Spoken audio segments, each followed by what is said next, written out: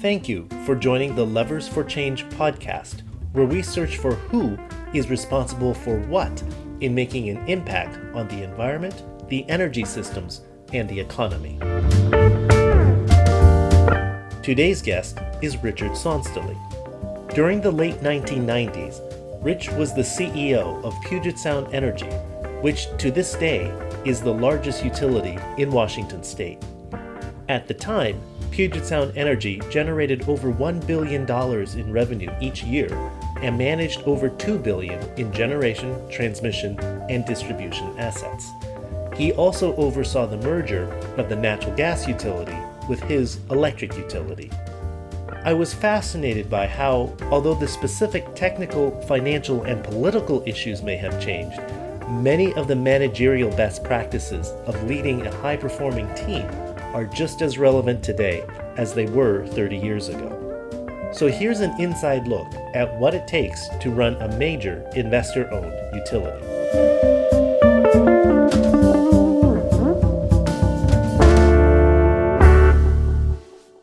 Rich Sonstelie, thank you so much for joining us today. It's a pleasure. And I know you've had a long and storied career, Puget Sound Energy, for 20 some odd years, if I remember, starting at executive vice president. And I have to say, in preparation for this interview, I did some online research and I found a video that you presented at the IEEE conference in 1992. Wow. That was 16 years ago. And I have to say that in listening to that, your voice has not changed a bit in 20 some odd years, 22 years. And so really my first question is, how do you stay sharp? Well, I'm not sure I'm staying sharp, but, I've decided that in retirement, one of the best things you can do is to keep reading and to keep listening. I was always fascinated by the energy field, even before I ended up with the utility. I might tell you that, when I got out of the Army and went back to get my MBA, it was 1972 to 1974, the big energy crisis. I mean, living in Boston and sitting in line for hours just to fill up the tank of the car. So energy was really at the forefront of what was going on, and that really made me interested in, spending a career in energy somewhere. I didn't know it would be with the utility. I thought it might be with Bechtel. Yeah, and one of the other things that struck me was through, I think, your entire career, conservation and environmentalism also played a huge role in the approach you had to energy. They did. We were very fortunate in my company to have, I think, a relationship with the environmental community that we realized was an important part of our business. They weren't the other side. They were part and parcel of our business, particularly a guy named Ralph Cavanna. Ralph was an attorney with the Natural Resources Defense Council out of San Francisco, but he spent most of his time in the Northwest. And Ralph worked with us during the time that we were developing significant conservation programs to try to make those conservation programs pay off for the utility as well as the customers. And, with conservation, there was always this issue of foregone revenues. Mm-hmm. How do you make up for that? And so Washington State developed this decoupling mechanism for our revenues that basically made it good business. Right, and that was back in the 90s. To do cost-effective conservation. Quite a while ago, the early 90s. Yeah. So we're talking about a time when there were some good conservation programs going on here on the West Coast, but there were a lot of utilities still very resistant to programs like that for understandable financial reasons. That's what we dealt with an immense amount of help from the environmental community. Right, and a lot of that decoupling happened here well before it happened in California in the 2000 crisis, and then on. It did. I think it helped a bit, Jimmy, that we had a relatively small laboratory here to try it out. The size of Puget Sound Energy, Puget Power back then, to try out something like that compared to the massively huge utilities in the state of California. This became a really good laboratory, if you will, for trying out some of these ideas, and I think they were very effective. And, the result was an extremely strong conservation program. It's easy to measure the bottom line on that, and very cost-effective conservation. And so with the significant growth that was occurring in the greater Puget Sound area, dampening that growth a bit by cost-effective conservation really had a big payoff. I read that you grew up in Ottawa and then you moved here to the Pacific Northwest. You spent time on the East Coast and all over the country. Is the brand of environmentalism or the lifestyle of environmentalism different in the Pacific Northwest than the other places you've been? And how is it different? Well, that's a good question. I think it's different. I would say this.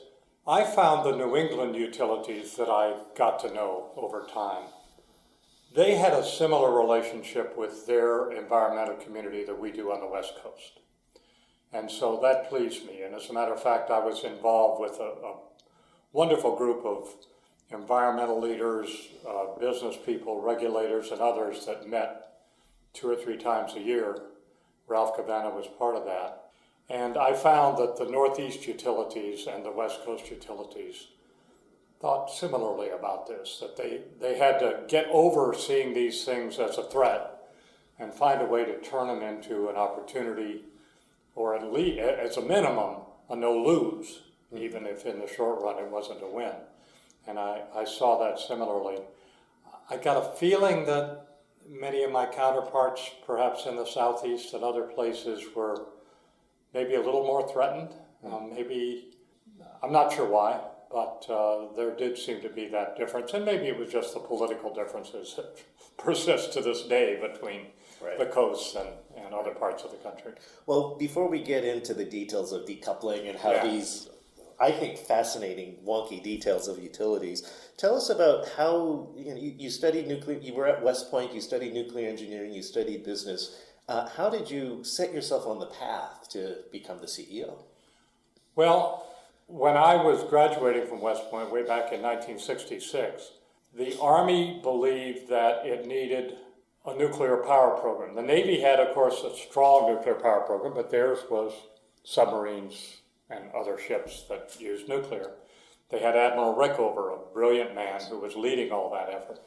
And the Army had some experiments going on, Jimmy, with nuclear power. They had a nuclear power plant on a barge called the Sturgis that they anchored off the Panama Canal Zone, where the U.S. had a base, and provided base power from this barge. They also had a portable reactor that was initially built, I believe, in Idaho, and then shipped to Camp Century, Greenland, and provided base power. So there was this theory that small nuclear plants that were portable, if you will, like these, would be an important part of what the Army would do in the future. Turns out they were wrong. But nonetheless, I ended up, right after West Point, going to MIT and getting a master's in nuclear engineering because the Army wanted nuclear engineers. The guy who was my closest friend in college was my roommate at MIT. He also got his nuclear engineering degree and ended up a dentist. But that got me interested to start with. Well, by the time I finished at MIT, there was really no Army nuclear power program.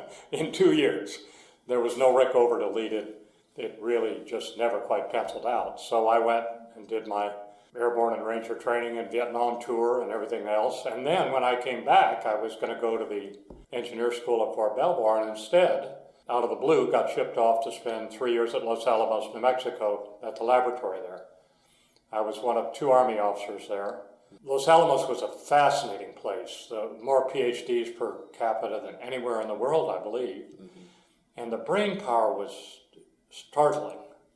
And while I wasn't working directly on the project, some of the projects in fusion and other things that were going on at Los Alamos were so interesting. And it just furthered my interest in the whole field of energy. And so when I got out of the Army in 1972, I decided that while I'd enjoyed engineering, I was in the Army Corps of Engineers, I was one of the only engineers that seemed to like the paperwork and management side of it. Well, many of my fellow engineers said, I don't want any of that, I want to be an engineer. So I went back and got an MBA. And then in 74, and as I mentioned, the energy crisis was full on at that point. I knew I wanted to work in the energy field. I didn't know where. I ended up interviewing with this medium-sized utility in Bellevue, Washington, and came out to build a nuclear power plant, which we didn't. And back then that was Puget Power. That was Puget Power. It was a Skagit nuclear power plant, which was going to be a two-unit plant up in Skagit County near the Canadian border. What really killed that plant was a 3 Mile Island accident. It happened right as, and even though there was no one killed, and it was an economic disaster, if not a health disaster. And it happened right as the Skagit nuclear power plant was at its most critical phase of licensing.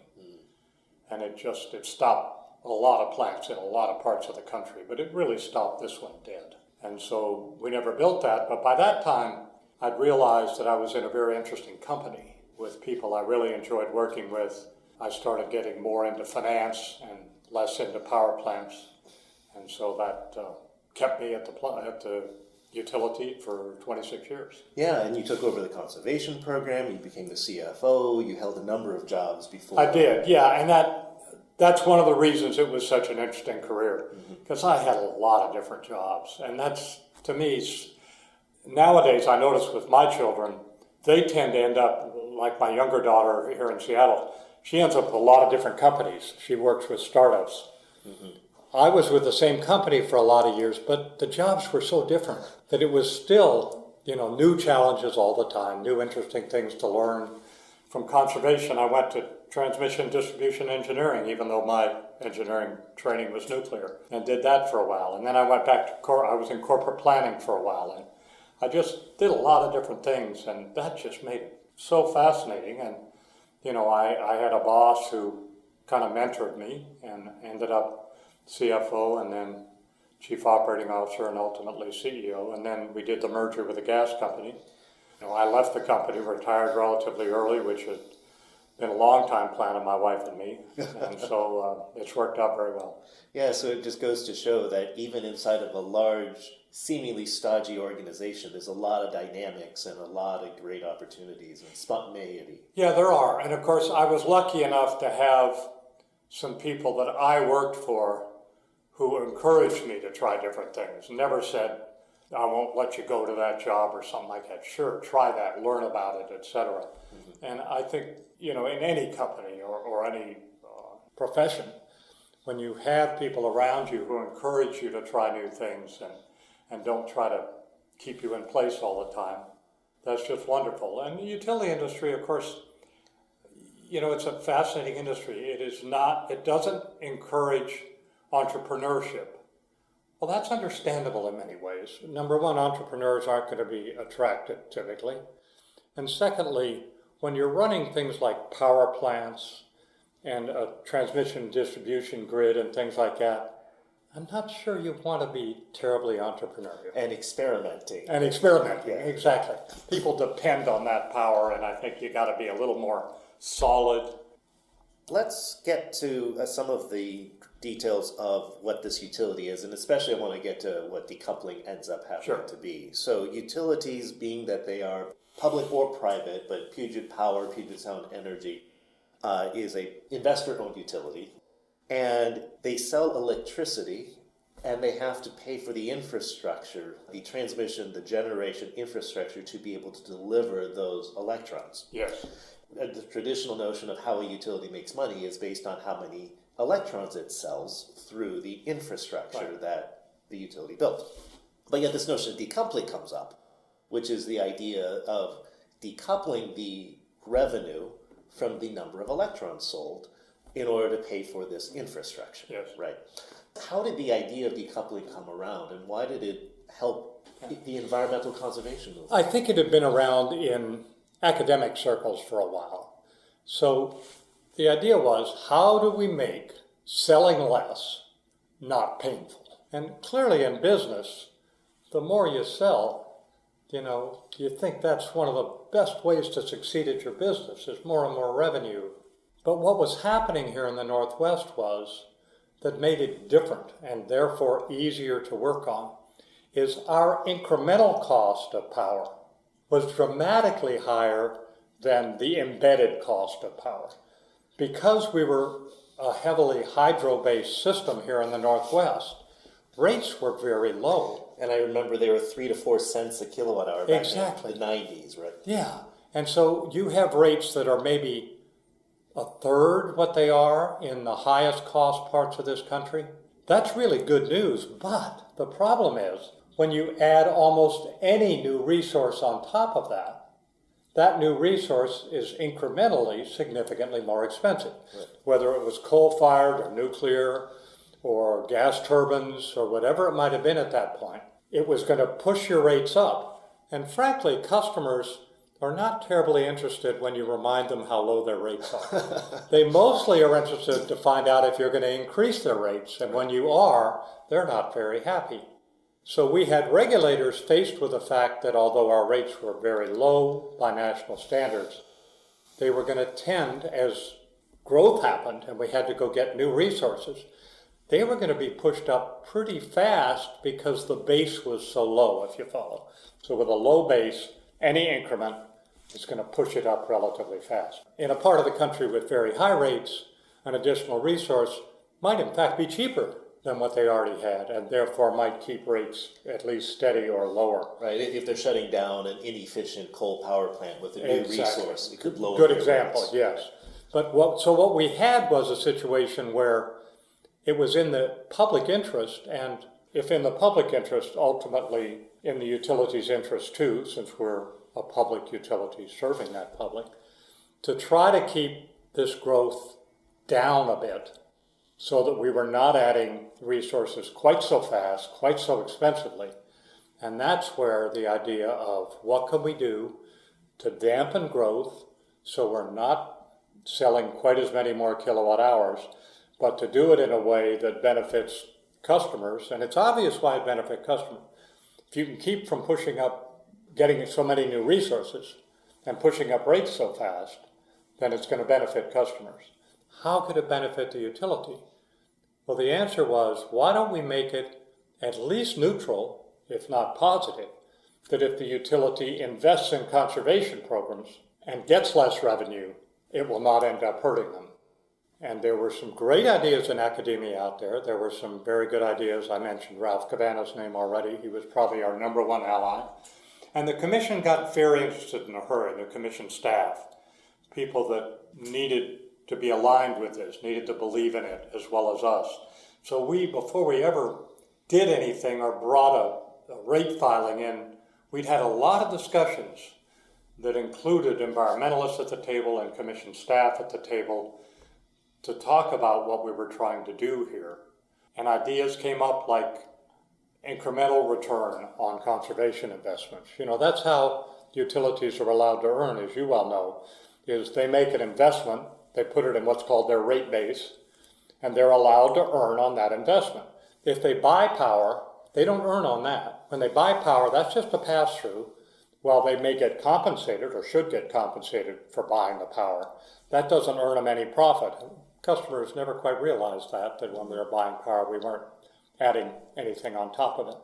But when they make an investment, whether it's in lines and substations or whether it's in power plants or whether it's in conservation, they're allowed to earn a return, which allows them to cover their cost of capital, whether that's debt. And of course, a piece of the cost of capital is equity, that is, the ownership that the utility shareholder has in a company. And I think that's one of the most confusing points about how a utility functions is utilities don't actually make profit, but yet they make profit. And It turns out that the definition of profit or the meaning of profit is different. From the utility's point of view, they're covering their costs in order to operate. And the additional money is really a return on shareholder investment that is the cost of capital, essentially, to bring in infrastructure. Yeah, and for an investor-owned utility, utilities are typically, they're very capital intensive. They spend a lot of money, they have to provide the infrastructure and the power plants and everything like that. And they tend to have a much higher debt load than most other companies do. But since they're considered relatively lower risk than a company that's out there with, when you're competing in the marketplace and have no protections at all, as much as utility CEOs love to complain about their regulators. In fact, there's a bit of protection that's offered by good regulation in addition to the difficulty offered sometimes by regulation. And so because there's a significant amount of debt, there's got to be underlying that for the people to agree to provide the debt. There's got to be some at-risk money, if you will. And the at-risk money, of course, in any company is the shareholder. Their return happens only after the debt has been paid, and so they are at a higher risk. And typically they get a somewhat higher return because they're at a higher risk. And in the utility industry, that return is highly regulated. You have to go out and prove what it is the market requires to be able to continue to give you capital on reasonable terms. That's the whole basis of rate cases that happen in states. Show what you're investing, show that it's prudent, and show what you need to get back to be able to continue to attract capital, because it's an ongoing thing with utility. What strikes me about the conversation so far is, as much as you were the utility CEO and electric utility CEO, a lot of the conversations you have are financial based. So when you were running the company, how much of your concerns were about the energy side? How much was about the people side? How much was about the financial side? I would say the number one was the people side. I think it is in any company. If you lose touch with the people side, those who work with you, the customers, the shareholders, you've lost it. So that came first. But in my case, I spent more time on the financial side than I did the operations side, partly because I knew the operations part pretty well, so I was comfortable, and there was a really good team there. So that was the biggest reason. Not that we didn't have a good financial team, but the operations team was really good. They knew what they were doing. We didn't run a whole lot of power plants. We bought a lot of power. We ran a very big transmission distribution system. But those were people that knew what they were doing. I'm not an electrical engineer. They were. I wasn't about to tell them how to do that. I'd have been wrong. So I'd been CFO before I moved up, and my concentration in my MBA was also finance. So I really spent a lot of time on the financial side. But they all come together. They do all. They're not separate sides of the business. Right. They're inter. So looking at then the people, looking at the ecosystems, we have already just in conversation talked about regulators, clients, employees, shareholders, environmentalists, commissioners, and whatnot. How do you get people together, aligned, agreement? What's that effort like? It takes a lot of time, and I think that's probably why a lot of people are critical of utilities for not moving fast. I think it's hard for them to move fast because there are, as you point out, so many publics involved. I had a regulator once say to me that it's not about the bottom line, it's about the process. That's a scary thing for a business person to hear, because you think, of course, it's about the ultimate outcome here. But in utilities, at least in the minds of regulators, and they're not entirely wrong on this, there are legal requirements to follow a process. And there are so many publics that want to get involved. Customers want to be involved. They don't want you in a room with one or two parties making a deal when they have a stake in that too. So you end up with a very big table, if you will. Sometimes it plays out in regulatory hearings. Better than that, when it plays out in reaching agreement before you get in a adversarial process. Those are the best of all outcomes. But there are a lot of players. And it's not just the utility commission, it's the environmental commissions, it's the financial regulators. I mean, how, off the top of your head, how many commissions and regulators did you have to satisfy? This state has elected commissioners, or appointed commissioners, excuse me. So you've got a commission down in Olympia, in the state capital, that has a staff. They've got two kinds of staff. They've got the staff that works for the commissioners.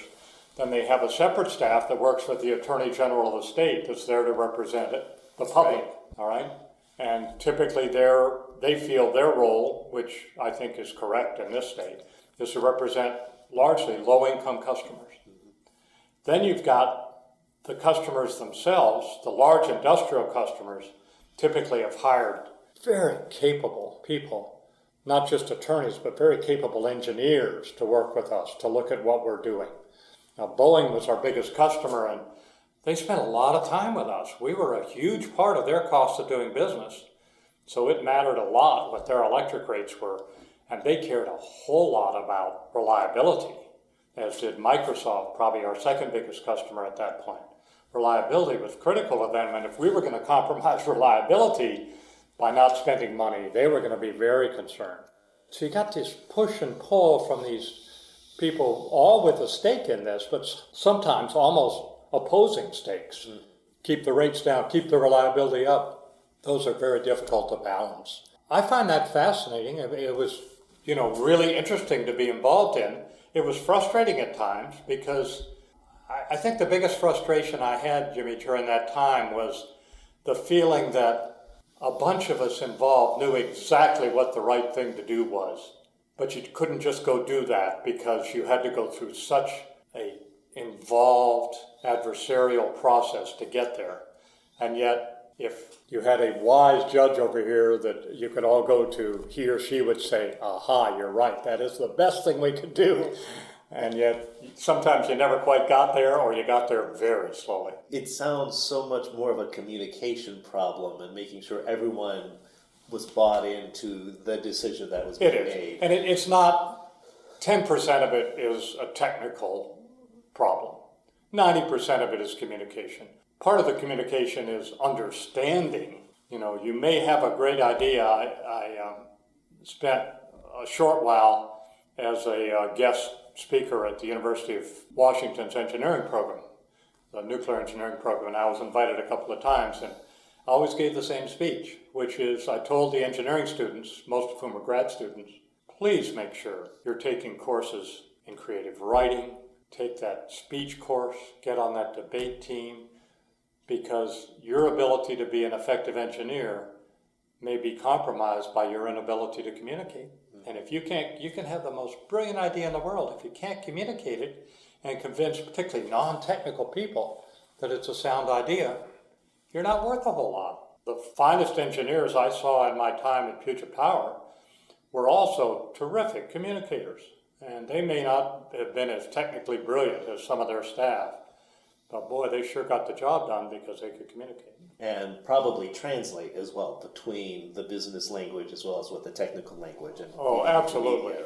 Yeah. And, ultimately in our business, you had to convince basically regulators who are political animals. So it is a political process. We can think of it as a financial process or an engineering process, but it's not. It's a political process. Mm-hmm. They answer to the public.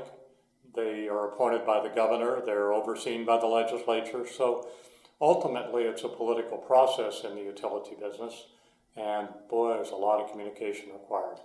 And I think that stems from the fact that these utilities really have a social contract with society, which is an obligation to serve for a local monopoly. And people remember the local monopoly. They tend to forget the obligation to serve portion of that They do concept. forget obligation to serve. I don't think I ever saw anybody in my utility, anybody, who didn't live the obligation to serve. They knew that's why they were there. There was just no question in their mind. Some of the parties, though, could get a little blasé about that, about the fact that there was this obligation to serve. One of the reasons it was strong in this state, incidentally, was that our state was at that time about 50% investor-owned utilities, and 50% of customers in this state were served by governmental utilities. City of Seattle, where we're sitting right now, being an example, served by Seattle City Light. It's the home of PUD, where we talked to Steve Exactly. Klein as well. So because these public utilities were out there as, if you will, competitors, and I spent many times passing out leaflets in areas of our service territory that were having a vote about setting up public power and displacing my company. Now, we won those, but we won them by being a good citizen, by being a company that people didn't say, well, they're terrible. Any alternative is better than that. And we're seeing that today in California with community choice aggregation against the Puget Sound, the PG&Es, the San Diego Gas and Electrics and whatnot. I mean, California, the situation down there, of course, is dire with PG&E's bankruptcy filing and things like that. But, a big piece of that for utility executives is They just can't forget that they're there to serve the public. And that sounds really trite, but boy, it's important to remember, you know. And when I went and visited with the financial community, which I did a lot as a CFO, and then I continued to do as CEO because we were raising money all the time. You really have to continue to pay attention to those investors and their representatives back there. The ones we did business with fully understood that if we lost focus on our customers, the shareholders were going to lose. I mean, I didn't have to convince them we're doing this because it's good for customers, and they say, oh, well, it's terrible for shareholders. You never heard that. They understood. These are utilities, and they must, in fact, satisfy these, especially in a place like Washington with public power all over the place. They must satisfy this, or they're going to be out of business. Going back to these ecosystem, Yeah. thinking about the ecosystem and that social contract with obligation to serve, the electric utility historically has been one of the key drivers of economic development Yes. in rural areas.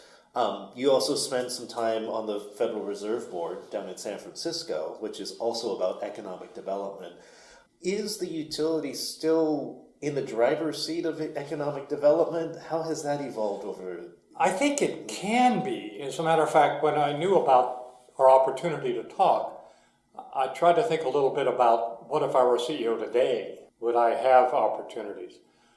I think the opportunities with electric vehicles and the infrastructure associated with that are enormous for, I've been reading things on that recently, how enormous they are for the electric utility who sees that as an opportunity, not to sell the vehicles, but to be part of that, critical part of that infrastructure that supports this. Well, and what struck me on that IEEE interview in 1992, you mentioned electric vehicles as an opportunity.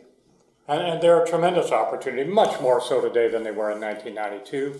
I was just reading some, I'm a big follower of Axios and some of their reports. But Axios generate, you know, with their projections on electric vehicle sales, I mean, they're just, the numbers are stunning.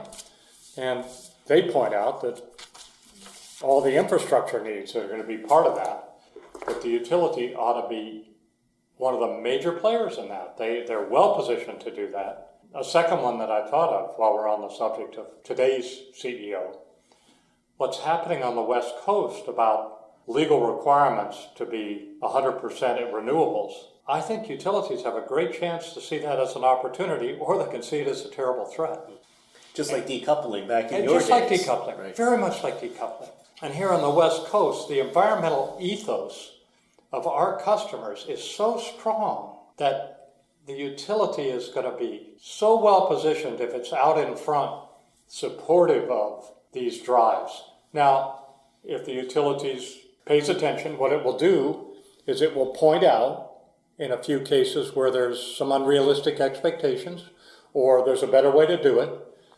But they've got to be part of that conversation rather than saying, oh my gosh, they're mandating such and such. How am I going to ever recover the costs of that coal plant I have to close or that nuclear plant or whatever? Of course, I think 100% renewables without throwing nuclear power out is a very bad public choice, but some people are including nuclear in, some are not. Interesting to see how the environmental community shifts back and forth on nuclear power as part of that. But in any event, seeing that as like electric vehicles, an opportunity to get right out in front. I get quizzed. I spend a lot of my winters in Arizona, as you know, to get away from the rain up here. But I get quizzed all the time by neighbors down there about wind power. Oh, that's just a terrible choice? I say, I got to tell you, since I left my company, they've made significant investments in wind, and it fits so well in our system with the existing hydro that's there that we can store water behind the dams, so when the wind isn't blowing, it's there. And I said, really does. Well, energy is so regional, is what that demonstrates, right? One of the questions I have is about how you relate to the peer institutions. In the U.S., there's 4,000 electric utilities. Yeah. And not only that, the entire West Coast, 11 states or so, are on the same transmission line, the Western Interconnect. But that's 14 different state regulators that all of these peer institutions of yours have to respond to, relate to, then they have different ratepayer concerns, different citizens concerns, different resource concerns. How do you then interact with these other CEOs and these other utilities? In the day when I was involved in it, we spent a lot of time meeting together. You couldn't have done that in many other industries because of antitrust concerns.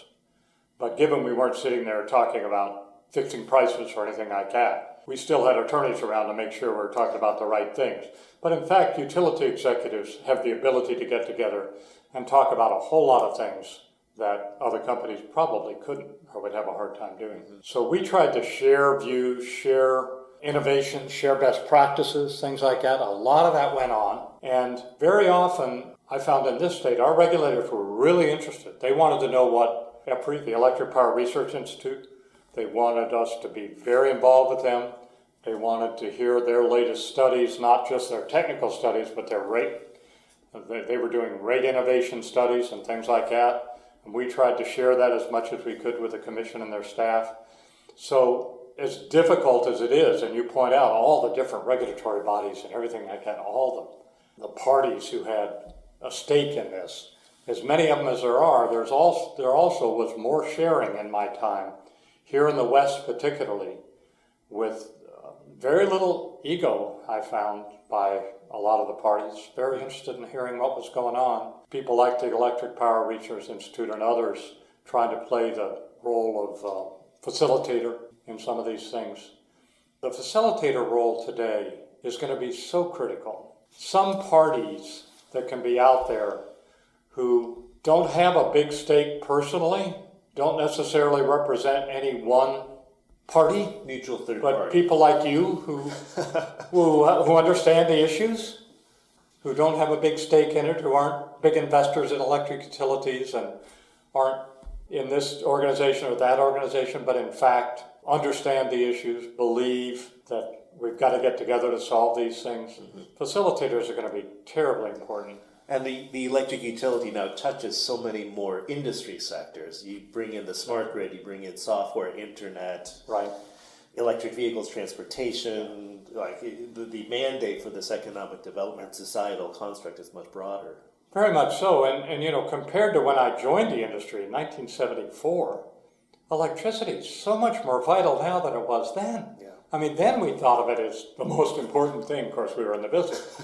What's going on in the country. But in fact, compared to 1974, now with this information-based economy, with electric vehicles, with so many things that are electric dependent, that the infrastructure and the sources, you know, we talk about all non-carbon sources. I prefer to say that than renewable sources, but all non-carbon sources makes an enormous amount of sense. But you got to worry about infrastructure in the meantime too. You're right. We are intertied here in the West Coast, but it's not the strongest intertie around, and it's quite vulnerable. We know about cyber threats.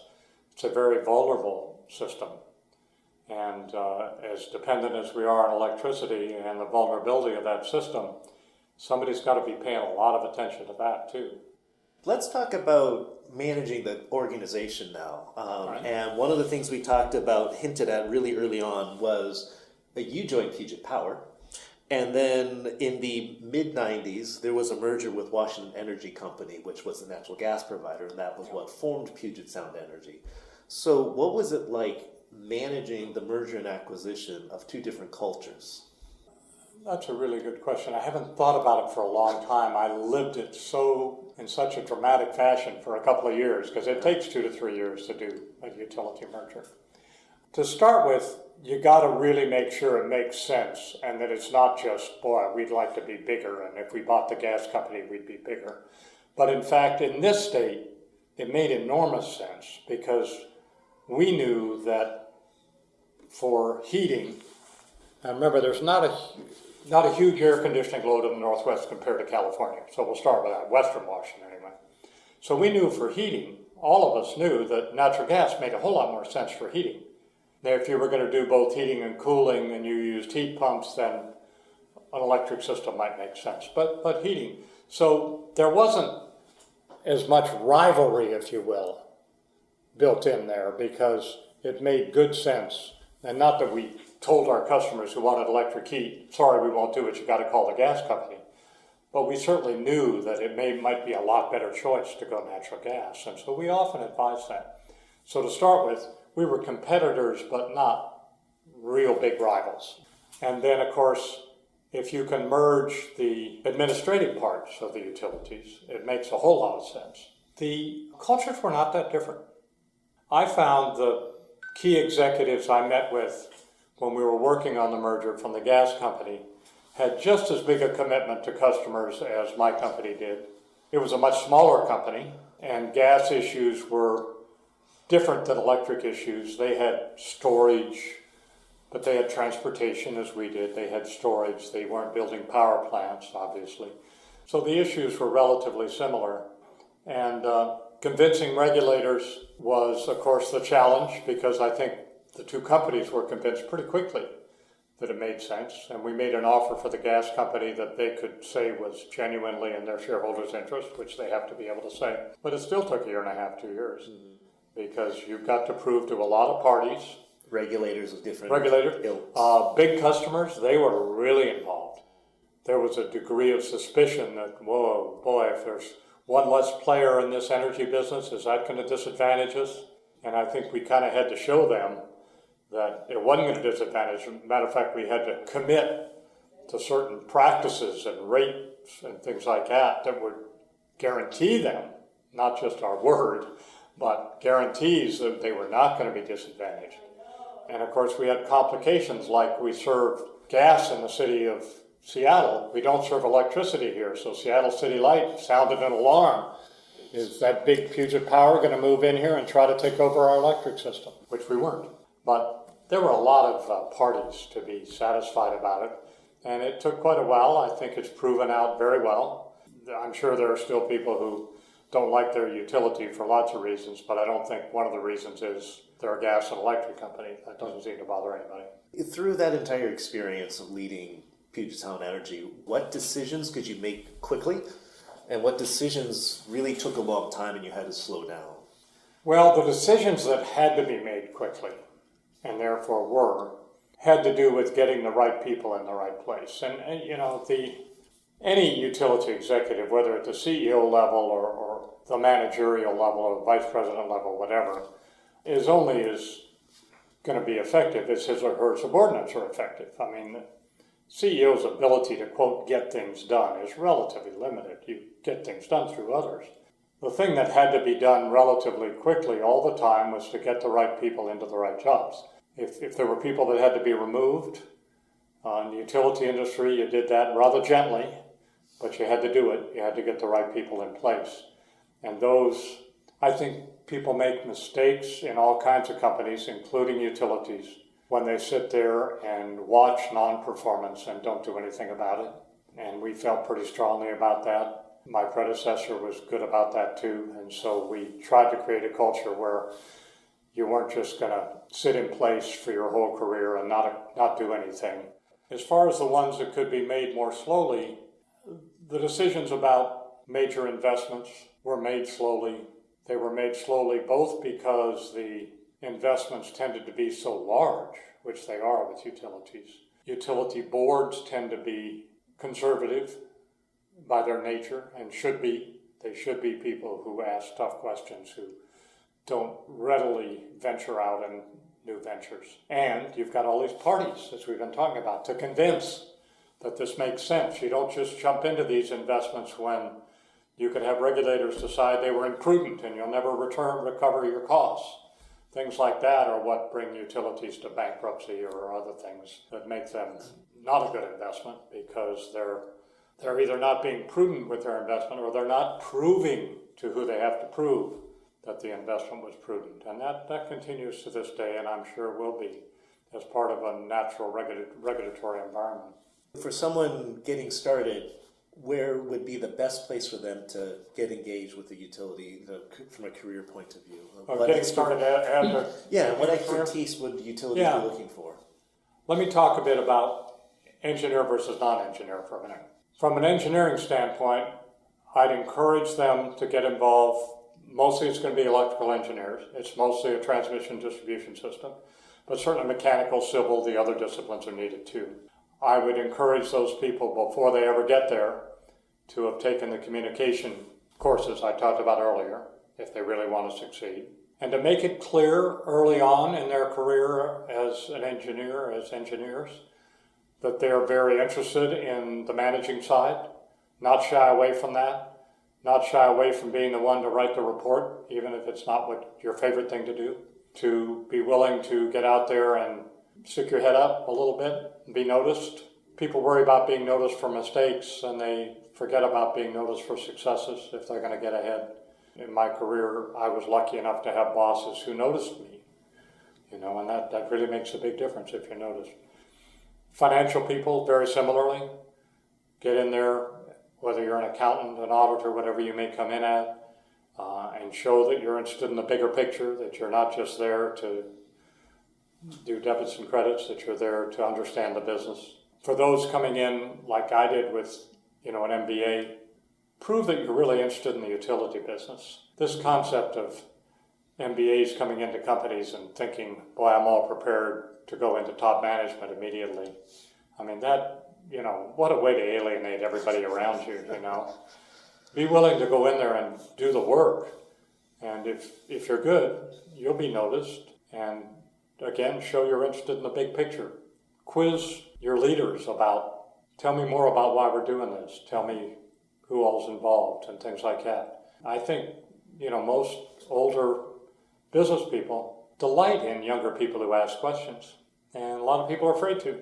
No reason to be afraid to. You find out pretty quickly which people you don't particularly want to ask questions to because they won't give you a good answer and they're grumpy. All these companies have some really fine people in them who are mid-career or late career. There's a lot to learn from them. And going and asking them the questions is very flattering. I know, I had people that came into the company in the latter stages of my career who said, could I get a meeting with the CEO? And my secretary always knew that my door was always open to these people. Some great people came in and asked some really good questions. And I got to learn a little bit about them. And I don't think it ever hurt one of them that came in the door. Probably helped most of them, so to do that. Well, that's a great note to end the podcast with. Ask questions. Ask questions. Ask questions. Well, Rich, thank you so much for your time. Bet, Jimmy. Really appreciate it. Delight as always. You have been listening to the Levers for Change podcast, where we search for who has responsibility for what when implementing change. My name is Jimmy Gia, and the music is by Sean Hart. Please subscribe to our podcast for new episodes and share with a friend. Please visit our website at www.leversforchangepodcast.com for additional episodes, books, and other resources. Thank you again, and remember, when trying to change the world, search for your levers for change.